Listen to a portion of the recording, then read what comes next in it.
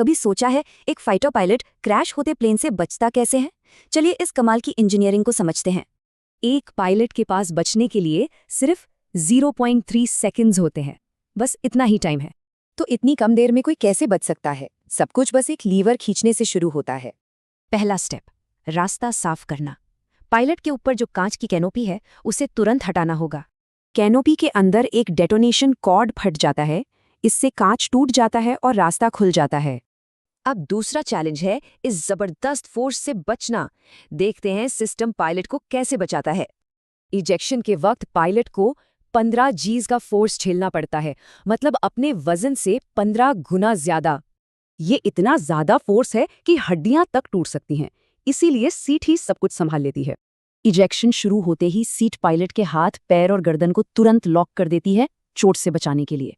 अब आता है तीसरा स्टेप, लॉन्च सीक्वेंस। ये एक 2 स्टेज रॉकेट सिस्टम है, कमाल का है। पहले एक विस्फोट सीट का लॉक खोलता है, अब सीट एयरक्राफ्ट के फ्रेम से आज़ाद हो जाती है। फिर एक और ज्यादा पावरफुल ब्लास्ट होता है।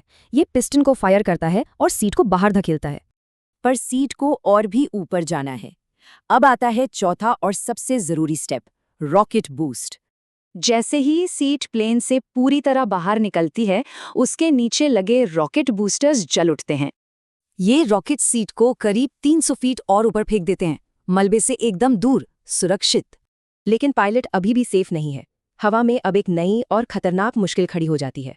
तेज हवा के दबाव से इजेक्ट हुई सीट हवा में गोल गोल घूमने लगती है, बहुत तेजी से। तो ये घूमती हुई सीट, इससे पैराशूट कैसे खुलेगा और पायलट की सेफ लैंडिंग कैसे होगी?